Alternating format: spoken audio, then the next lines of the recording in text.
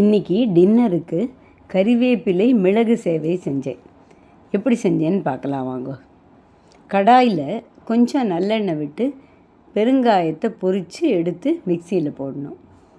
அதே கடாயில் 1 டீஸ்பூன் தனியா, உளுத்தம்பருப்பு கொஞ்சம், கடலைப்பருப்பு கொஞ்சம், காஞ்ச மிளகாய் 1, மிளகு கொஞ்சம், சீரகம் சேர்த்து வறுக்கணும். நல்லா வறுபட்டதும் ஒரு பெரிய கைப்பிடி கருவேப்பிலையை அதில் சேர்த்து வறுக்கணும்.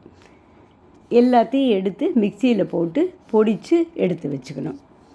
நான் இதுக்கு ரெடிமிக்ஸ் கார்ன்கர்டு தான் ஊற வச்சு எடுத்து வச்சுருக்கேன்.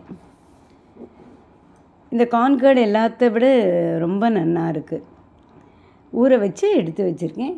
இப்போ கடாயில் கொஞ்சம் நல்லெண்ணெய் விட்டு கடுகு, உளுத்தம்பருப்பு, கடலைப்பருப்பு, வேர்க்கடலை, முந்திரி பருப்பு, கொஞ்சமாக மிளகாய் சேர்த்து வறுபட்டதும் இந்த ஏற்கனவே பொடிச்சு வச்சுருக்கோம் இல்லையா, அந்த பொடியை அதில் சேர்த்துட்டு கொஞ்சம் உப்பும் சேர்த்து நல்லா கலந்துட்டு இந்த கார்ன்கர்டு ஊற வச்சுருக்கேன் இல்லையா, வடித்து அதை எடுத்து போட்டு நல்லா கலந்து எடுத்து வச்சேன்.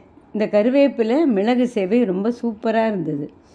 இதுக்கு சைட் டிஷ் நான் காத்தால் கொஞ்சம் வெண்டைக்காய் தக்காளி பச்சடி பண்ணியிருந்தேன். அதுவும் தயிரும் வச்சிட்டோம். ரொம்ப சூப்பராக இருந்தது. நீங்களும் பண்ணி பாருங்க.